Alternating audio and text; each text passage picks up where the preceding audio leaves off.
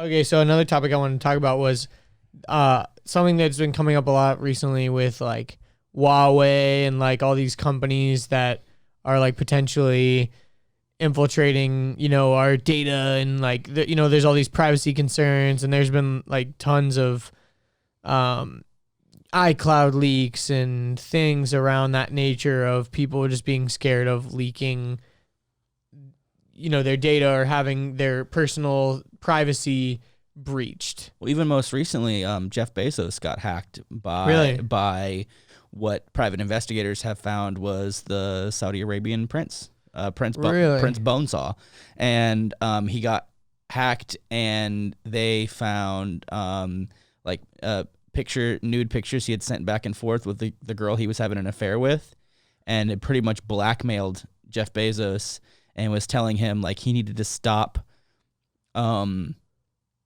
reporting on the Khashoggi murder.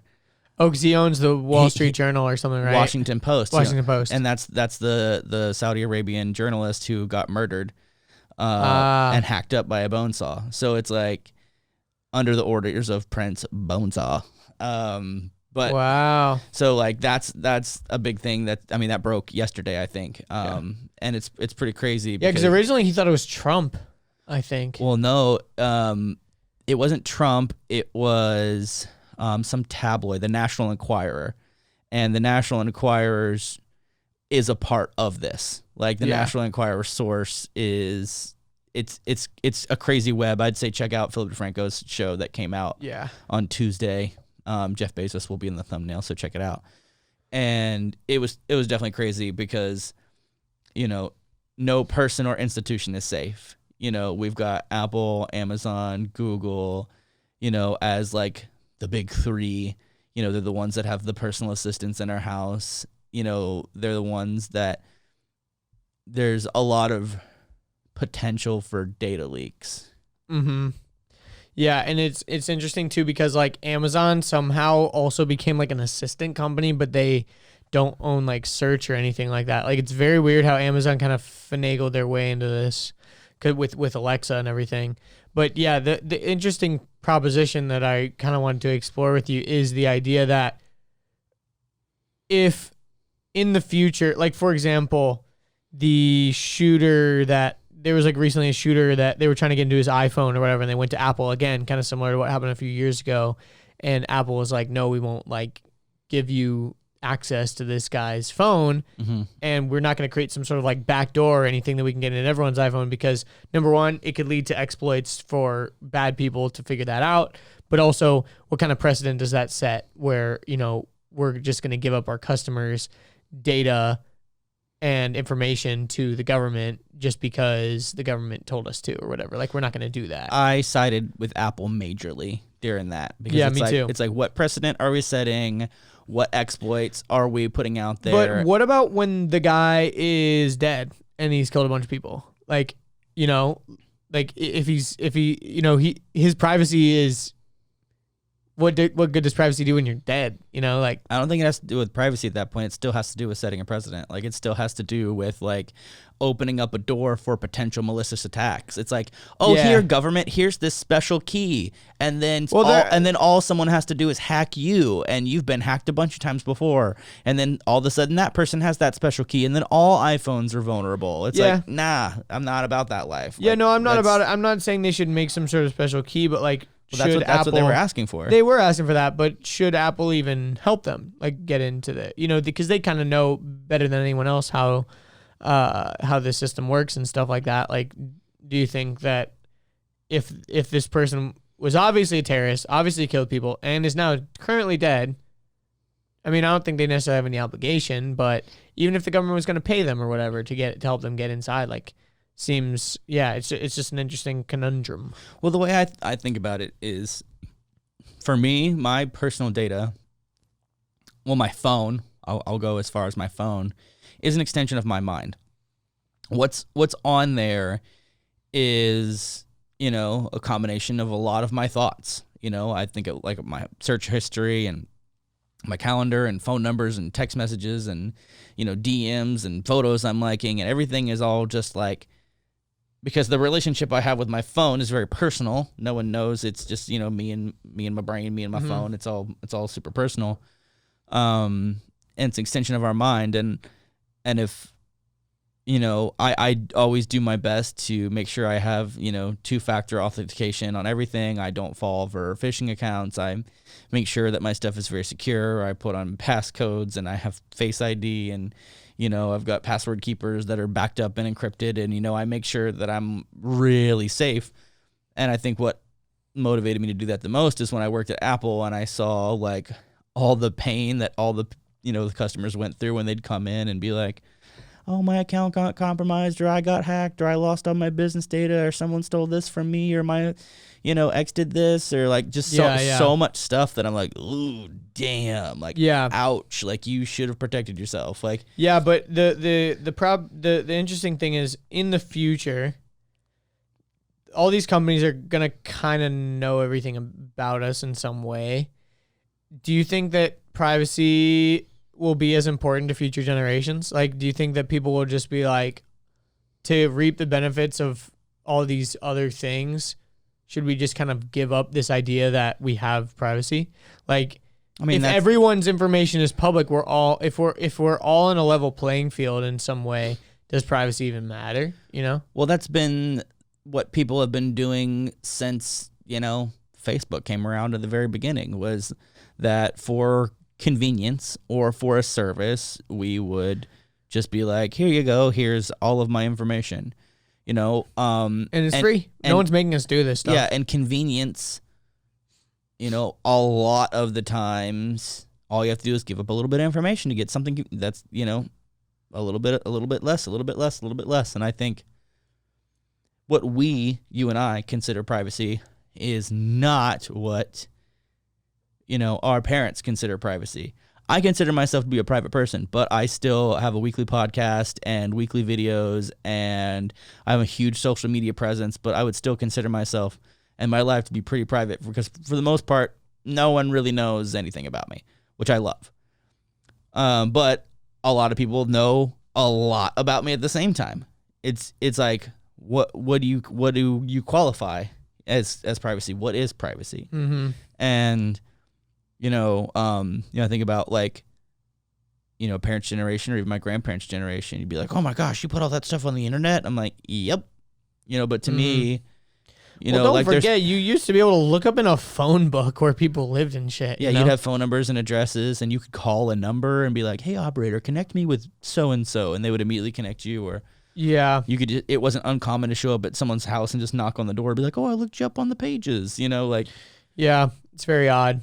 Yeah, but I think probably future generations will care less and less about privacy. But data itself is a commodity that we didn't understand its value, so we just kind of gave it up to everybody who wanted it. Find out what breadstick you are. Download this app and give us all your information. And you're like, cool, I want to know what breadstick I am. I mean, that's pretty important. You got to know what breadstick you are. Yeah, so then I'm garlic. Oh, okay. What are you? I've never downloaded those stupid things. You fucking idiot. Have y'all seen the thing on, remember the the app where you can make yourself look old? Yeah. The whole fiasco about what a conspiracy. It's run by a Russian company who's harvesting your face data and shit. Yeah. I mean, dude, another thing is 10-year challenge, baby. Yeah, I mean, that makes sense. I mean, they have all of our data on our face structure and shit. I mean, but was it worth it for that Facebook post where you could post what you look like when you looked old? Sure, I mean, I wasn't going to pay $1 for that app, but if it's free, then sure. Same thing with TikTok, dude. TikTok's owned by a Chinese company. The military is instructed, excuse me. The government's instructed the military, no one in the military can use TikTok because it's potentially, it's a data leak. A data leak or whatever. Yeah, I got one that's really interesting. Snapchat's filter, its facial recognition, is one of its biggest assets of course. Because of online banking. A lot of online banking companies and companies that retrofit ATMs and stuff like that are in the process of trying to purchase Snapchat's facial recognition software, so that if you know, kind of like Face ID, you know, but it's like, it's Snapchat, dude. Yeah. Like, think about how many billions of faces and filters they've put Yeah. on people. So it's like, it's extremely. It's got a lot of data. It's extremely. The interesting thing is like, if you've got quote unquote nothing to hide, then do you still need privacy? That's such a dumb argument. I hate that. Yeah. I hate it too because I hate the whole, if you got nothing to hide, then show us. It's like, that's not, no. the thing is no. that means you've got to trust the people who own all this stuff. Like, for example, that means you got to trust the government. You know, it's like, that's the reason why in our Constitution we have like the right to bear arms and right to form militias and stuff like that. It's because like, dude, there could come a time where like, you know, some shit goes down. I mean, look what's happening in Hong Kong right now. Yeah, literally. Like, I've known a few people, I've been reading some articles online where a lot of people were super like anti-Second Amendment, you know, and then they saw what was happening in China and they're like, man, if those guys just had guns, they would be just fine. Yeah. My friend Aaron lives in Hong Kong, and he, I asked him the other day about the protests and stuff, because I think in America we're very like on the side of the protesters, because it's just like fighting against the oppressive government and stuff. And he basically was like, yeah, like I believe in like what the protesters are like standing up for mostly, but also a lot of these protesters are looking for trouble. They want to vandalize and they want to have an excuse to go mess up the town. And I don't know if you saw this, but like one night they all went out and removed all the stop signs or all the stoplights. Like they bashed them all in and like broke all these stoplights. No. So the traffic was just like chaos. Like no, there was no green lights and stuff. Like it it ruins the life of the people that are just trying to go about their day. You know, it reminds me of, well, I mean, that's kind of an anarchy, and anarchies kind of work because it gets people to pay attention to what you're doing and what you're saying. Yeah. It reminds me of, you guys remember the protests that used to happen or that were happening around the Trayvon Martin thing? Where they'd block highways and shit. In Ferguson. Yeah, it was like constant, like just chaos. And I also think about like, you know, when the Proud Boys and Antifa meet up in Portland, Oregon and start pouring concrete inside of milkshakes and throwing them at each other's heads and like, you know, all this crazy stuff. What they doing? They would pour a milkshake so it would look like they're drinking a milkshake and then they could use it as a weapon. Is that what they did? So they would put concrete mix inside of their like milkshakes, and then it would like Quikrete. It would form into concrete, and then they were carrying around a weapon that they could just hit anybody. So it would with. Look like a milkshake. Yeah, but interesting. But it was concrete. Very creative. Yeah, but yeah, I saw this funny video on Facebook recently. It was like an ad for living in Portland, and it was like Portland, Oregon, the city on the sea. Like it was just like this fake, like it sounded like a real thing, and then it would just splice in like all these footage of like homeless people shitting on the street and like Antifa things, like people fighting and people getting knocked over the head with a brick, like protesters getting hit in the street by cars and shit. It was so funny because the narration the whole time was like, "Welcome to beautiful Portland." Like it was just great. Well, what's interesting is what I found about Portland, or even the Pacific Northwest, but I think primarily Portland is like the city of the extreme left. Yeah. But there's not really a city of the extreme right. Like there's not really like a come to Atlanta, Georgia, where we hate black people. Well, I think that's kind of like the natural equivalent is typically cities are very liberal and countryside and rural stuff is very right wing. Like you think about how the country's divided when we vote, like typically like California, New York, like all these metropolitan areas are very blue, and then or whatever the color is blue liberal. Yeah. Democrat. Yeah, Democrat. And then like all the other quote unquote flyover states and all these other states are very red. So it's like it kind of makes sense that there's not a centralized city. It makes sense that they're kind of all spread out, because like that's why people people that live in these tight communities don't understand why like someone would vote for Donald Trump, because they don't even know anyone that would be potentially a Trump voter or something like that. Yeah, I guess the point that spread out. I'm trying to make is like Portland is where all the right wing people go to fight. Exactly. Yeah. So it's like it's like that's where like all the chaos happens, because it's like, oh, we're red and we need to go find all the blues. Where are all the blues at? Be like, oh, they're in Portland. And be like, all right, we're gonna find. Let's go there. Yeah, it's like all the 4chan peeps.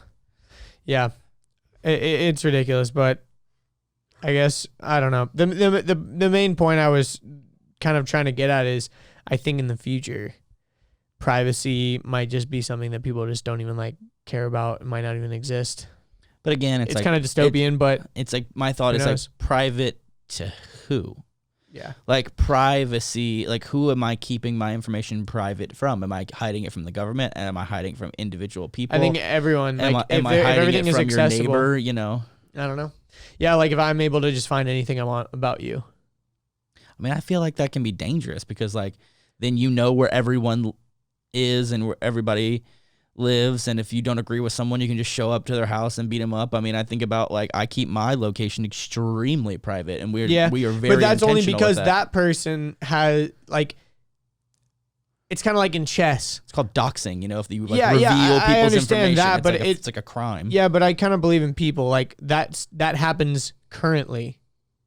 Why do you think it would happen more if it was more available? You know what I mean? Like, I think we would all kind of have this mutual understanding, like, oh shit, like I'm just as vulnerable as Richard is. You know, just because I'm not like a celebrity, I'm still just as vulnerable. Because he'll find out that I was the one doing this, and then he'll send his army against me. You know what I mean? Like, I think it would be crazy in the beginning, but if it slowly rolls out, like if everyone's just as vulnerable as everyone else, everyone's on the same level playing field. It's like the same thing as like, you know, if you tweet at me, I can tweet right back. You know, like everyone, I get when it gets weird with physical locations because then it's like a whole thing. But, you know, it's like I don't know. I know where you live and I know where you work and I know where you sleep. And it's like, that's called stalking. And even, yeah, it is. But the thing is too, it's like, you know, even if your nudes or whatever are all leaked and but if I can go look up your nudes, you can look up my nudes, you know, like it's like a whole, it's very odd. I think it will all just be desensitized at some point.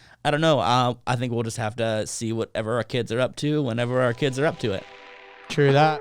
Hope you enjoyed that clip. If you want to watch the full episode that clip was from, you can click right here. If you want to subscribe to the channel, you can click right here. And if you want to watch more clips, we got 2 more right here.